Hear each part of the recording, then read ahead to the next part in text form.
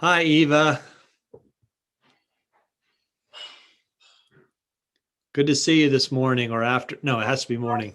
Hi, Where are you from, Eva? New York City, Queens. All right, we're in the same time zone, so it's still morning I here. ride a bike, so I'm jealous. You say you bike? I don't. No. Oh, have you thought of biking? No, I tried it once. It didn't work when I was young, and I never picked it up. So I'm looking forward to seeing you do it. Okay.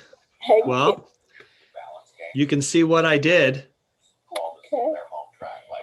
Do you like to hike or walk? Trek? Walk a lot. I do walk a lot. Yeah. That's good. You said you Yeah. live in Queens. I live in Forest Hills, I think I know near where Forest. the old tennis stadium was. Yeah. Is Forest Hills Queens or Brooklyn? It's Queens. It's Queens, yeah. I'm gonna go on mute. Thank you. Good morning, Beth. Good morning, Joanne.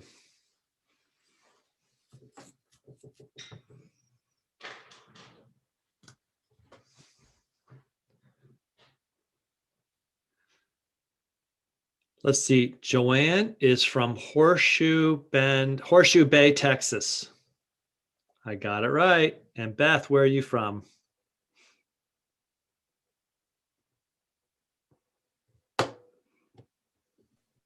I'm from Davenport, Iowa. Ah, okay. Iowa has a big cross-state bicycle ride. Yep, I've done it. You Great. have. Tell me about it, Beth. Well, I'll never do the whole thing again. In fact, I had a great experience. It was probably about, 30 some years ago. And then since then, I've done like 1 or 2 days. And it's wonderful. You meet all kinds of great people. I love to ride my bike and I love to camp. I don't necessarily want to do them at the same time. Ah, yes. So, I mean, I don't want to be in the middle of so many people anymore, but it's great. I mean, it's just, there's nice things about it. It's just not what I would want to do at this point. It's called something like RAG, ARAIG or RAGBRAI, and it stands for Registers a Cross Bike Ride. The Register is the state paper out of Des Moines. And it used to be, when it started off, it was two columnists who maybe dared each other.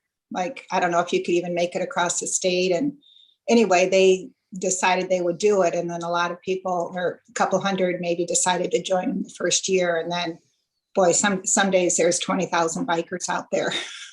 Wow. Well, I have a good friend here. He and I biked across the UK together. We biked from Land's End to John O'Groats, 1,000 miles with a tour group.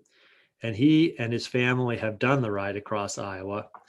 And he's encouraged me to try it some years. So maybe someday I will. It looks like I think it would be fun to ride with a lot of people. I like to ride with groups. So. And you meet people from literally all over the world.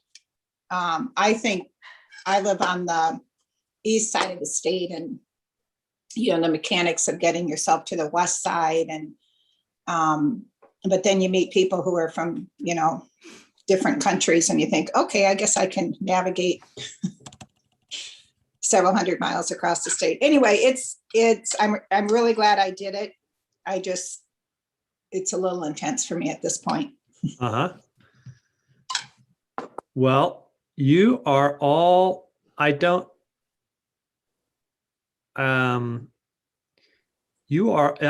I know all of you. Beth, you're new to me, I think. Have you done some of my classes? I joined the class that you talked about, art in the Netherlands. Ah, very good. Okay. So you're all, otherwise I know you all as experienced Get Set Up folks. In case you have any questions or problems, we do have Line on for a few more minutes. She's our Get Set Up tech person who can help us if you have any problems. I'm actually having a little problem. I've got to get my photos to quit because it is misbehaving this morning. There we go. We got rid of photos. So now it won't pop up while I'm talking later. It's great to have you all on this morning. It is, about 7 minutes after 11 here in the East. So Joanne's Central Time, so she must be a little after 10. Pam, I'm forgetting where you're from. Colorado. Colorado. So you're even earlier. It's like 9 something. Mm-hmm. Eva's from New York. Beth is from Iowa. And I'm forgetting where Joanne Ramsey is from. Birmingham, Alabama. That's right, Birmingham. Eat There's more a- fish. There's actually a class I'd like to do that involves Alabama. There is now a walk or a hike or a trek with backpack. It's coming to be a sort of a pilgrimage from Selma to Montgomery. And I'm involved in the Facebook page. That would be wonderful.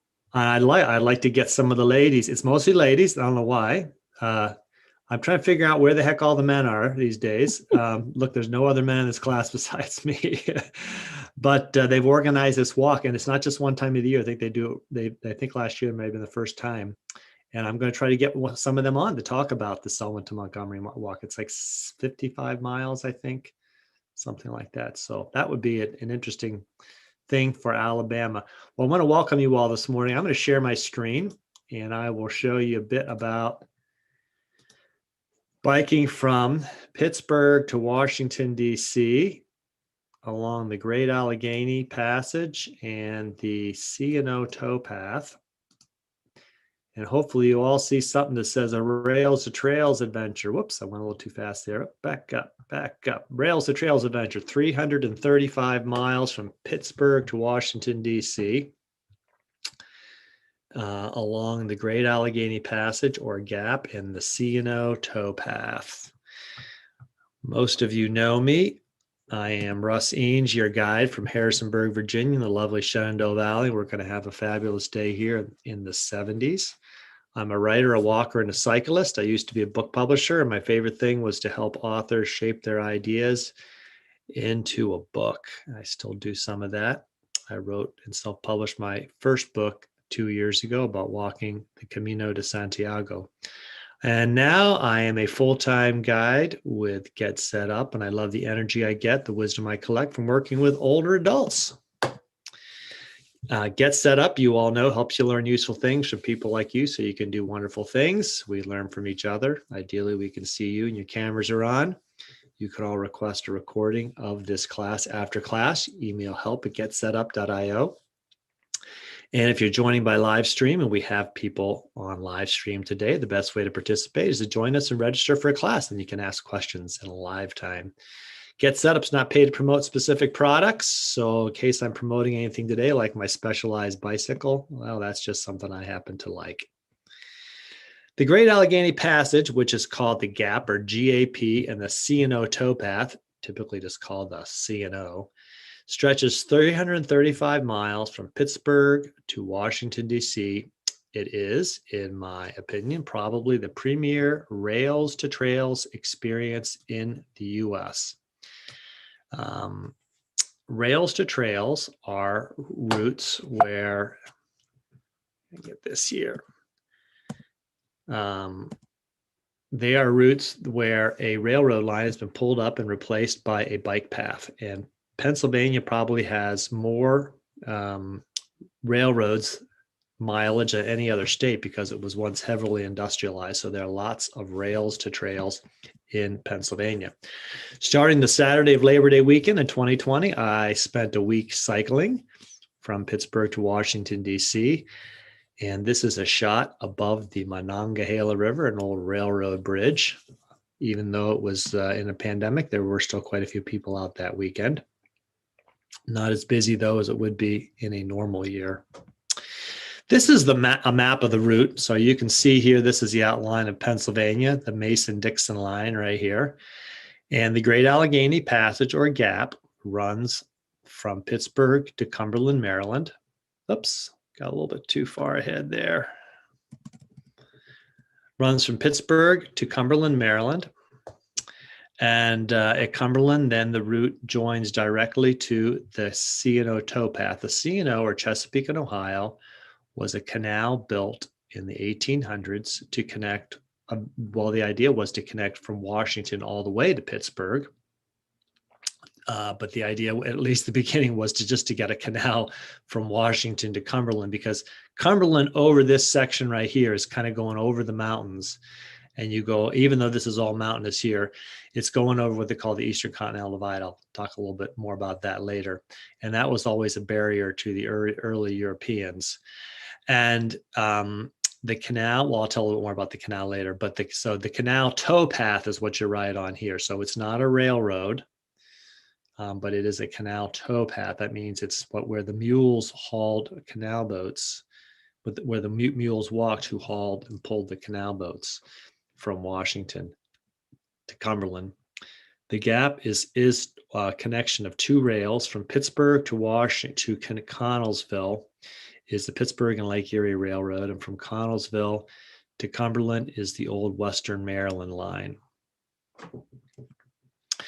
Here's to give you an idea of the elevation change along the Great Allegheny Passage and the C&O towpath. It looks terribly frightening when you see this, but then you realize that that's stretching over a long distance. And the wonderful thing about biking it, and this is something that I have to kind of emphasize to people, is that there are no hills. It is essentially flat all the way from Pittsburgh to Washington, D.C. I've lived most of my life, probably, well, close to most of my life, near Pittsburgh, Western Pennsylvania, and it is very hilly there. I've done a lot of bike riding there. It's where I learned to ride a bike, and you can't go anywhere without going up or down a hill. So to say that you could bike all the way from Pittsburgh to Washington, D.C. and not climb a hill seems crazy to people until you realize that the railroads followed the rivers, and the rivers were a very gentle downgrade from the mountains. So looking at it here, you go about 125 miles from Pittsburgh to the Eastern Continental Divide. And that is a very gentle grade. You would never know that you're on anything but flat going that way. Even though, and most of the climb is between about mile 60 to 125. So about half of it is where you get the majority of the climb. But again, it's not climbing, it's just flat. You don't really know you're going up if the grade is so gentle. Then there's a 1.5% grade, which is still relatively easy from the Eastern Continental Divide down to Cumberland, Maryland. Now, you don't have to ride it from Pittsburgh to Washington. A lot of people go Washington to Pittsburgh. And of course, lots of people bike sections of this. One of the things I love about both of these routes, the Great Allegheny Passage and the C&O towpath, is that there are lots and lots of trailheads where you can park a car and bike 5 miles, 10 miles, 20 miles, 100 miles, whatever your heart desires. You can walk it as well. It's not just a bike path. There are no motorized vehicles allowed on it. No motorized vehicles. E-bikes are allowed. Someone once asked me about that. Yes, you can have e-bikes. They are allowed. But so you can, and I have lived near the Great Allegheny Passage for nearly 30 years, and I bike sections of it all the time. I also used to lead tours for road scholars, and we often would start either in Cumberland and bike up to Pittsburgh or go the other way. But even this 1.5% grade from Cumberland to Pittsburgh is quite doable. It's about 23 miles. I'm sorry, from Cumberland to the Eastern Continental Divide. Quite doable. It's actually not difficult. My 12-year-old son biked it with me back in 2010. He was just 12 years old. He managed to bike it in about 4 to 5 hours, and then he biked all the rest of the way from there to Ohiopyle.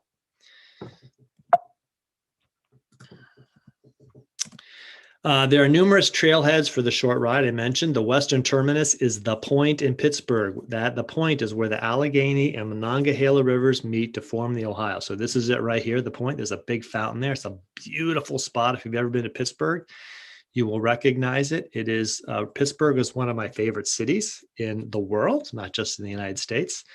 Partly because of the views you get like this. It's just very dramatic with the two rivers coming together. So this is the Monongahela down here, and this is the Allegheny right here. The Monongahela eventually flows up from West Virginia, drains the Alleghenies from the south, and the Allegheny River drains the Alleghenies from the north. And right here, they form the Ohio River, which flows westward to Cairo, Illinois, where it meets the Mississippi River. And the earlier Europeans kind of talk constantly about trying to get into the heartland of the U.S., the new land, the new country, back in the early 1800s. And they knew that if they could get to this point right here, which is where the Ohio starts, they could get to the Mississippi River. Let's just check here. Let me check the chat for 1 second. Joanne says your brother just moved to Pittsburgh. Well, it's a lovely city. I've often said if I weren't living where I'm living right now, I would live in Pittsburgh. It's become one of the most livable cities in the U.S. Here's another view of the point, and you get the idea of what they call downtown, or as the locals call it, downtown, from one of the tops of one of the inclines. There are 2 inclines that go up and down what's called Mount Washington, where I took this picture from. It's a very dramatic bluff overlooking the Monongahela River. Pittsburgh is also a city of bridges, and on this route, I took quite a few of those bridges. I rode my Specialized Sequoia, an adventure/gravel bike, which can handle all terrains. I carried 2 20-liter panniers loaded with about 35 pounds of gear, which was too much. And I had a handlebar bag as well. I wasn't camping, though this is a route where one could easily camp because there are many campgrounds along the way, especially on the C&O Towpath, which is a national park. There are campgrounds every 5 or 10 miles, and they are generally only accessible by foot or bike. So you haven't got lots of people coming in and competing, cars driving up and competing for your campground. This is what my bike looked like as I was getting ready to go. I bought this bike for this purpose, not only, but so I could ride trails. I also ride gravel roads, and it's actually just my all-around bike for every day getting around town and running errands, because I like to do grocery shopping and other things on this bike. I've lived within a few miles or a few hours of the Gap since it was begun in 1986. So they abandoned the Western Maryland Railroad in 1975, and in between about 1984 and 1986, they paved the first 10 miles of the abandoned railroad. And I've ridden parts of it more times than I can count, and I've been a guide on the Gap for Road Scholars, as I mentioned. I decided to pedal it in September 2020 as a safe way to take a trip during the pandemic. Here's all my gear before I loaded it up into my panniers. Of course, I load everything inside stuff sacks so I can pull it out quite quickly. If anyone is interested, and I know we had someone in the class last week interested to know what I packed, I'll send you a list of my gear at the end, and included some bike tools because I was in some very remote areas where if I'd had a problem, there was no one around me to help me, no bike shops within miles.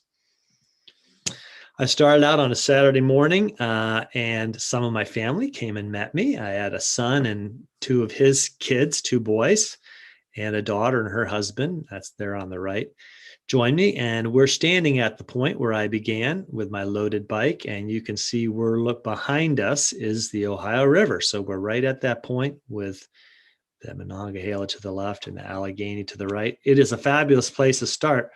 It's quite the opposite of how you start or end the C&O Towpath. That is a very anticlimactic point. There is a milepost 0 for that, but it's not quite as dramatic as 2 rivers meeting, and there's a mark in the pavement where you can see where the mile 0 for the Great Allegheny Pass. Of course, there's a huge water fountain there too.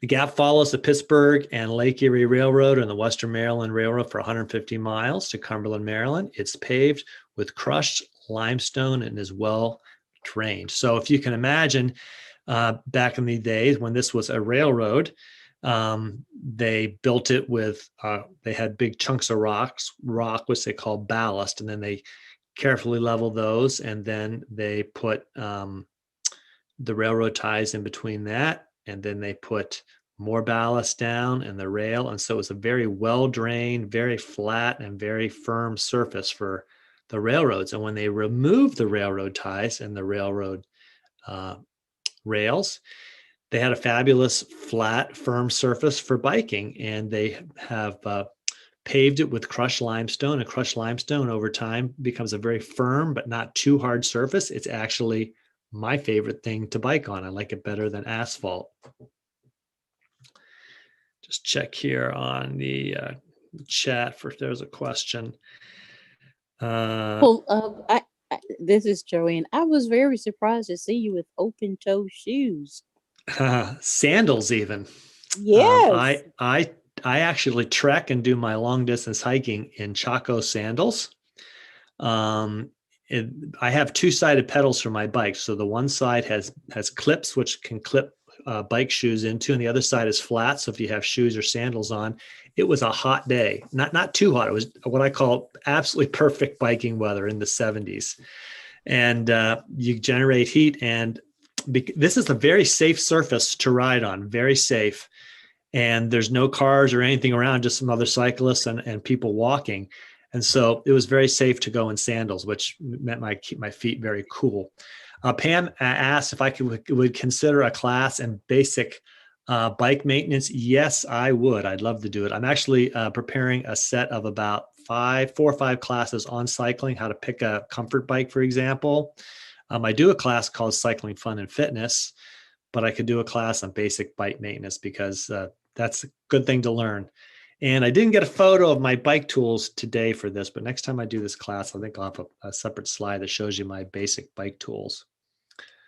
Yeah, you hate shoes. I hate shoes too. I think that's if I had my druthers, I'd be in year round in sandals. And actually, from about now until October, I wear sandals every day, and Chacos are my preferred.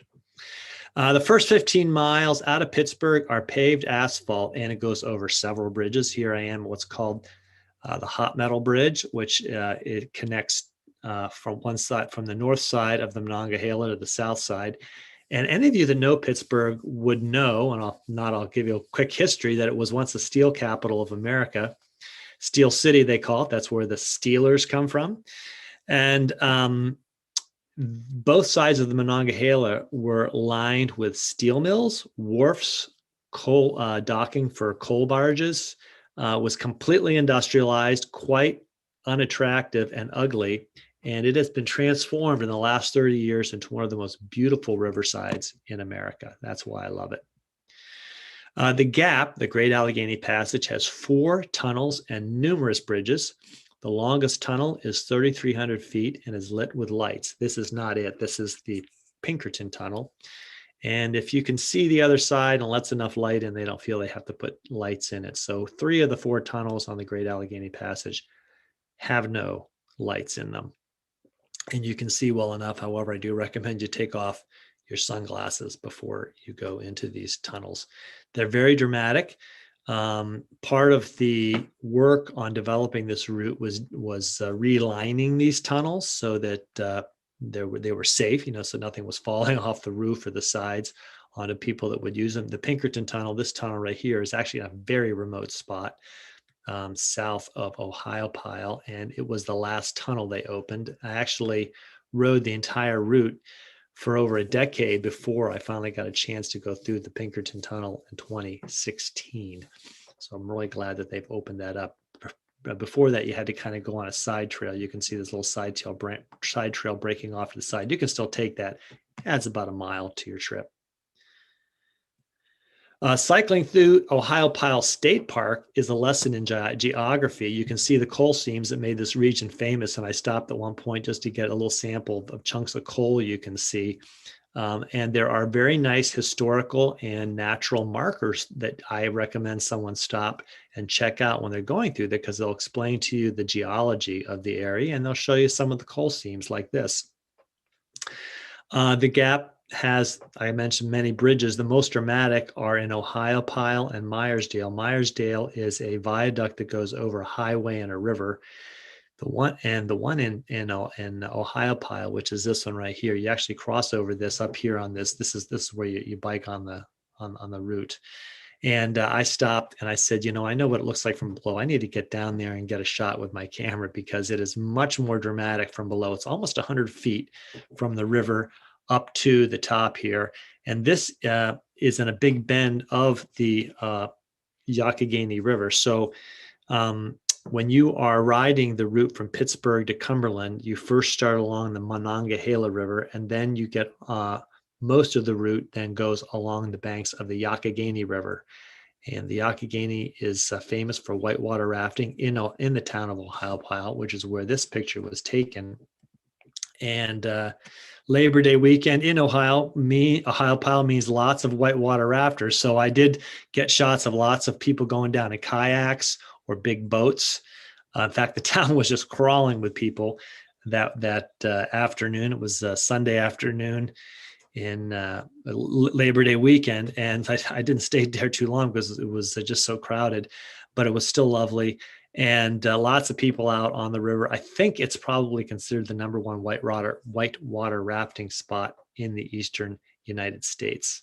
The Youghiogheny River drops about 100 feet over the course of a mile, makes a big bend, loop, which is also a famous natural spot called Ferncliff Peninsula. And it's a place worth stopping and spending more time. We won't have more time there today in this. I'm just giving you a brief overview, but if you ever take the route, it's a lovely place to stop. Along the way, the gap gains gradually in elevation until it crosses the Eastern Continental Divide about 23 miles from Cumberland. And there it's a 1.5% downhill grade until you reach Cumberland.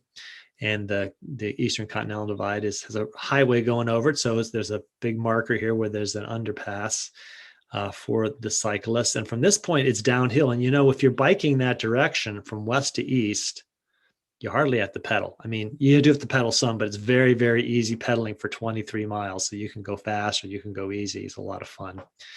The C&O towpath runs from Cumberland to Washington. And it has an elevation drop of 600 feet, but you only know it when you reach a lock. Okay, so there are 75 locks on the canal. Otherwise, it is completely flat. Now, this shows Cumberland, Maryland. You can see Cumberland has a lot of spires from its courthouses and churches. And this big gap right here is where Wills Creek runs through. And this is actually where you come down into Cumberland on the Great Allegheny Passage. So this is a big notch in the mountain ranges. And the Alleghenies look just like this. They're just one ridge after another, running kind of southwest to northeast. And there's a notch here where Wills Creek goes through, and that's where you drop down into Cumberland.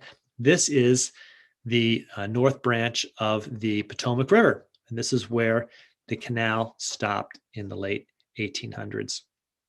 And I'll just show you this elevation map again, because you're here in Cumberland. You can see going down to Washington, D.C.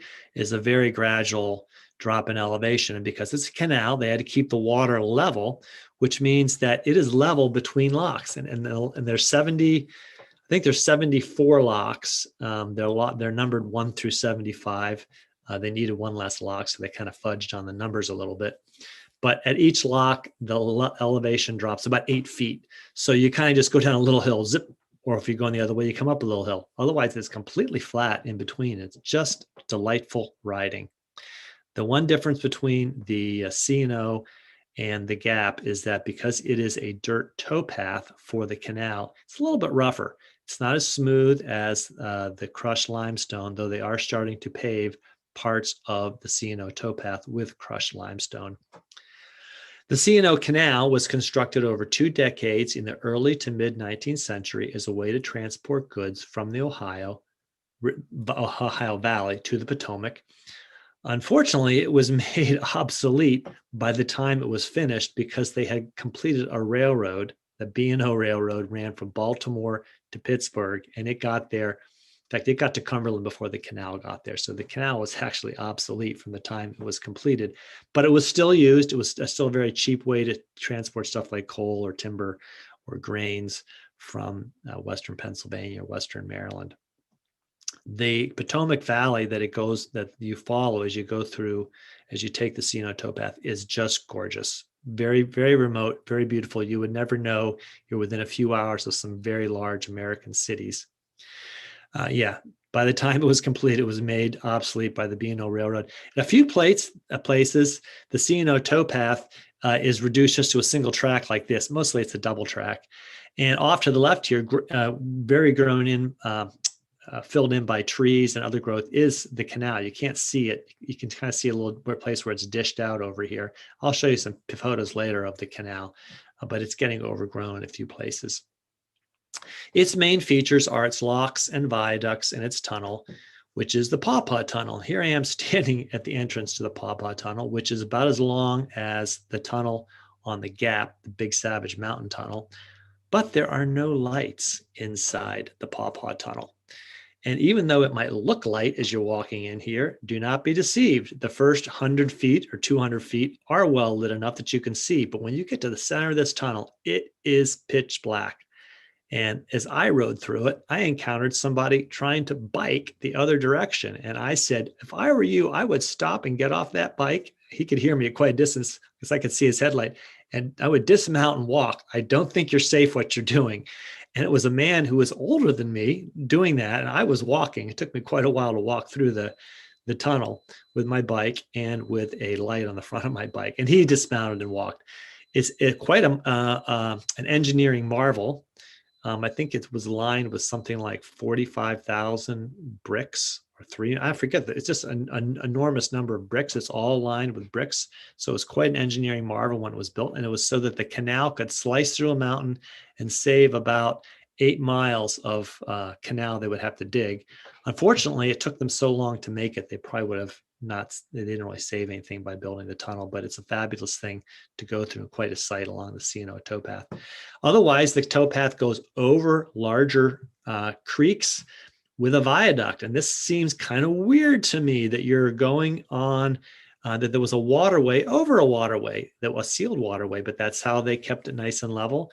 And when the creeks or small rivers were big enough, this is the way they got over them, was building these viaducts. And they're quite an engineering marvel as well. They had to make that whole viaduct completely sealed up so the water wouldn't leak out.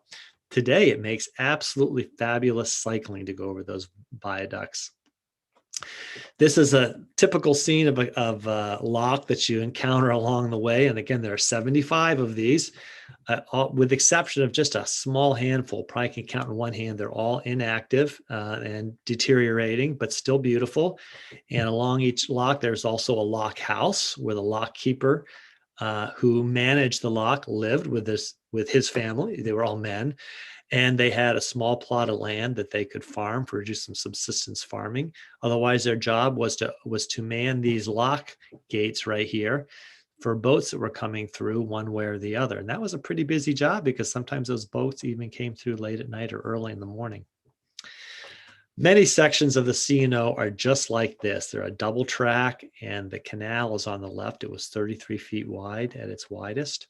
And it's lots of it's like this filled in. It's kind of brackish. There are all sorts of fabulous wildlife, birds and turtles and fish that live in the old canal. It can be a little bit rough here at points. That's why I rode a bike that had bigger tires. Some people like to ride bikes that have shock absorbers. That's not a bad idea. A lot of it is very remote. Here's another lock, kind of out in the middle of nowhere. Those locks there were 75 of them. So they happened about every, 2 to 3 miles on average. There were locks, and some of them are closer together than others. But they kept the water level in between. One of my favorite places to stop along the C&O towpath is an old town I've been coming to for nearly 40 years called Harper's Ferry. And if you've never been there, even if you're not cycling the C&O towpath, I encourage a visit to Harper's Ferry. It has lots of history. In fact, most of the town is a national park. It has lots of historical events. For example, there's John Brown's Raid, which was an attempt to raid the federal arsenal and armory where they made weapons and create a slave uprising in 1859. Many people feel that uprising that failed touched off the U.S. Civil War. Afterwards, Harper's Ferry was also known as a place where some of the early education movements for freed slaves took place. There were lots of meetings in Harper's Ferry. It is just a gorgeous and dramatic place. I stayed up in an inn, a bed and breakfast at the top of the hill. It's quite a long climb up there. It's almost a mile uphill to get to my bed and breakfast, but it's just a very charming and delightful town. And you can park outside of town about 2 miles. There's a national park headquarters there for the park, and they'll shuttle you in on a bus. So you can park there for free. You get shuttled in and you can spend the whole day there. There's lots of hiking. That's what I've mostly known it for over the years, is hiking. Just to give you an idea, some of the dramatic scenery around Harper's Ferry. This is Maryland Heights on the north side of the Potomac River. So the C&O towpath runs along this side of the river, the far side. I'm standing in Harper's Ferry looking north across Maryland Heights. But this is a very popular hiking destination. This is actually a place I've hiked to a lot with the family, Maryland Heights, because you get a fabulous view of both the Potomac and the Shenandoah rivers. Harper's Ferry is where the Shenandoah River meets the Potomac, and it is just a beautiful spot. In many places, the canal, they dammed the river, and so the canal ran into the river. This is a place called Big Slackwater, which is one of the places where they did that. And so the towpath actually runs along the side of the river. Gets a little narrow in a few points, and I stopped and walked a little bit. But this was, they couldn't cut a canal over here through this solid rock. This is the north side of the river. So they just dammed the river, and they made the river into the canal for pulling the canal boats. Met lots of people along the way. It wasn't as crowded as it might have been on a normal season, i.e. not a pandemic. These are two women I met along the way who were deaf. They they were from Washington, D.C., and they were biking from Cumberland back to Washington. I think one of them works at Gallaudet College. I'm sorry if I get the name right, which is a school for the deaf.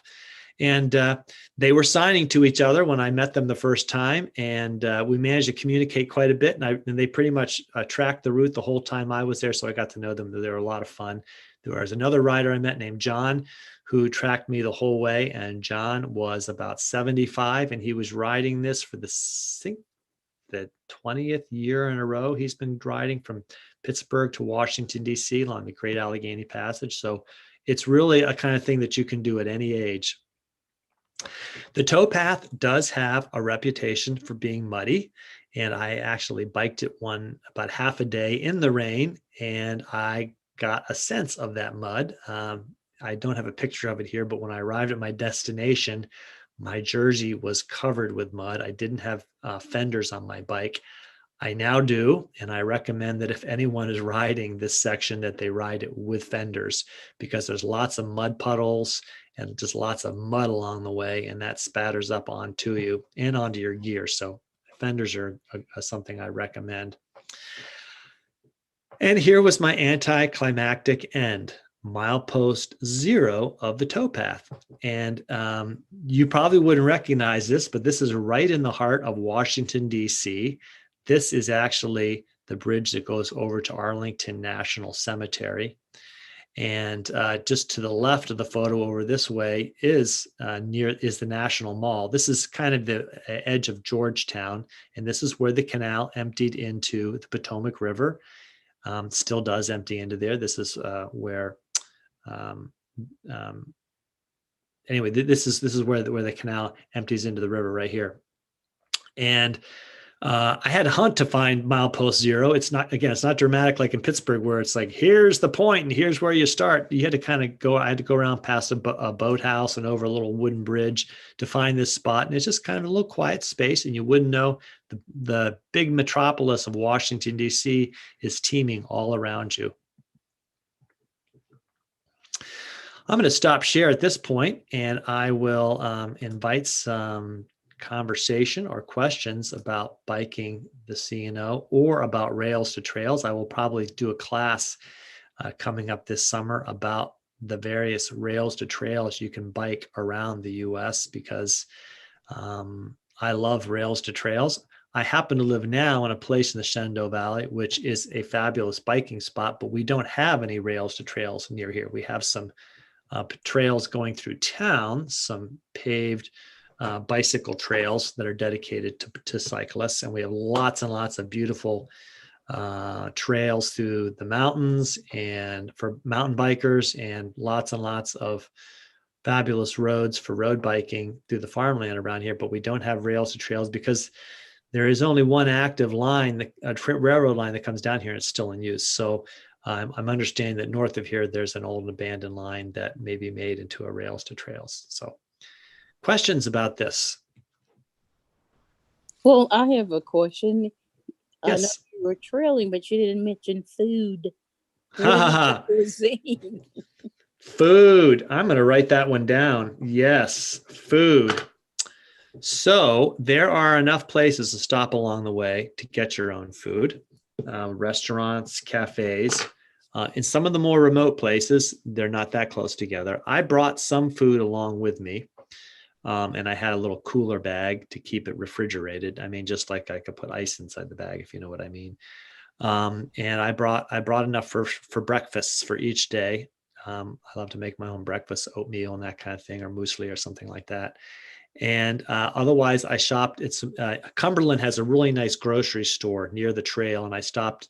So Cumberland took me 3 days to bike to from Pittsburgh, and I stopped in Cumberland. And I restocked all my groceries that I wanted to bring along with me. Otherwise, I stopped and I brought lots of fruit. So yeah, part of my 35 pounds of gear was some food that I hauled. I stayed one night in a bed and breakfast in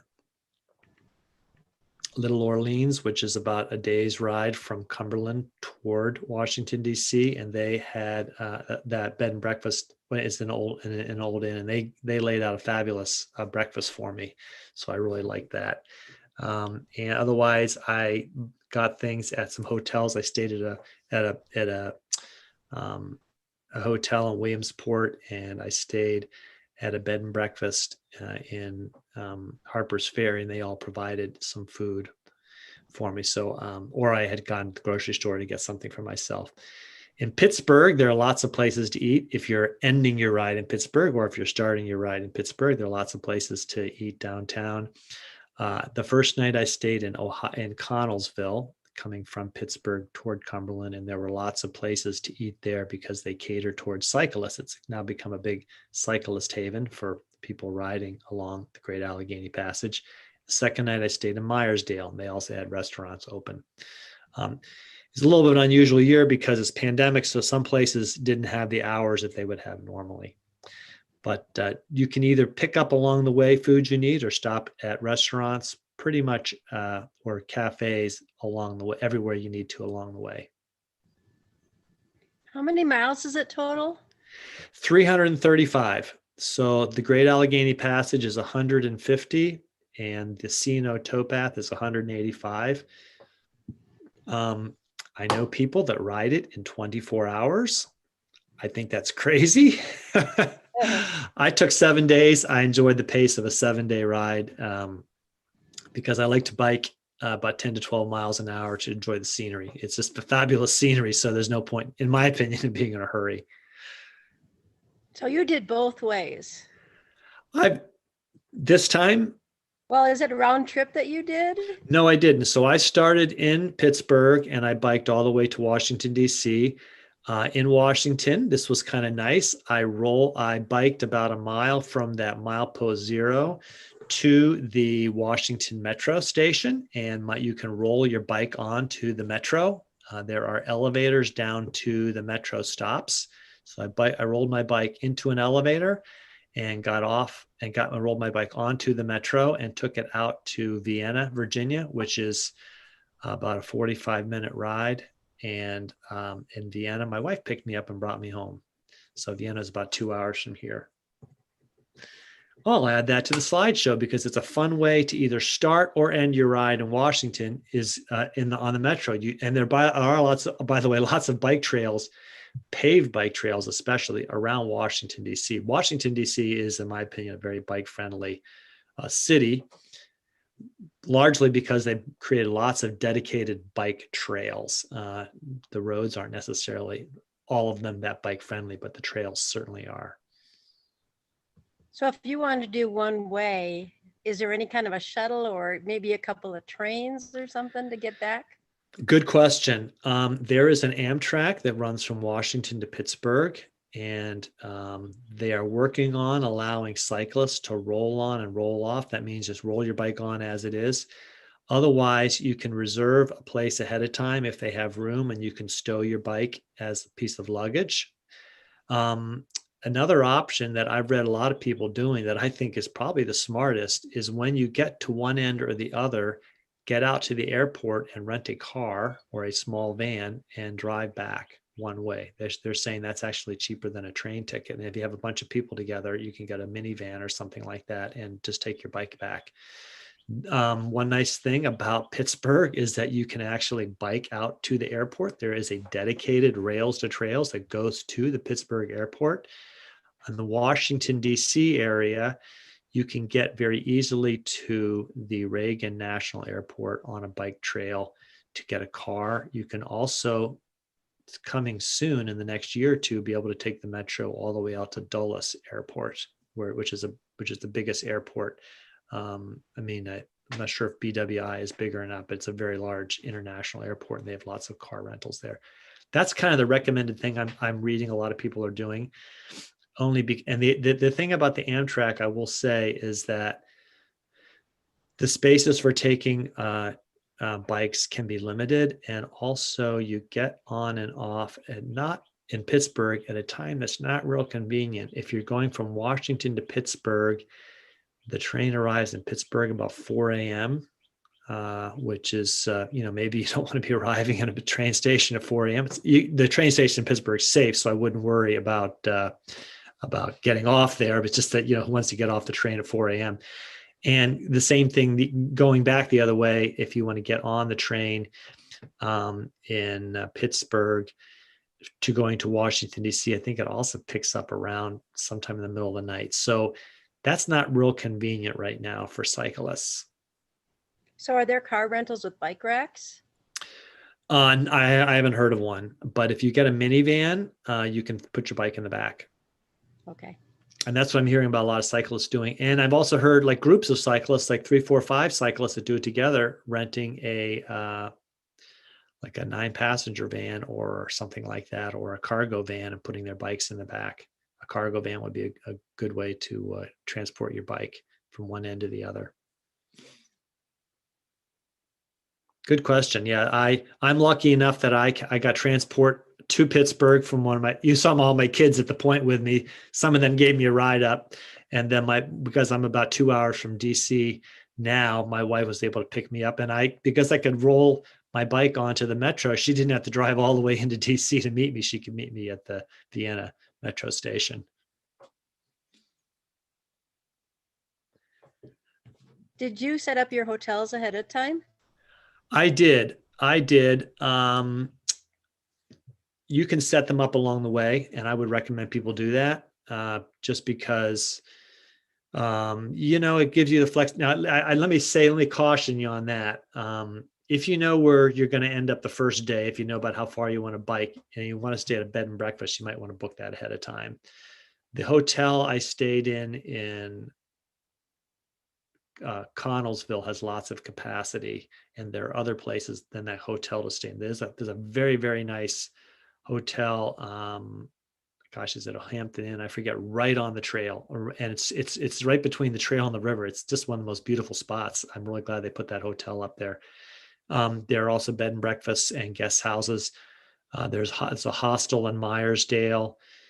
There used to be a youth hostel on Harper's Ferry. I'm not sure it's open anymore. It might be that it was teetering on the edge and the pandemic kind of did it in. But I made my reservations ahead of time. Harper's Ferry has lots of accommodations. You can also use Airbnb and Booking.com to get next night accommodations.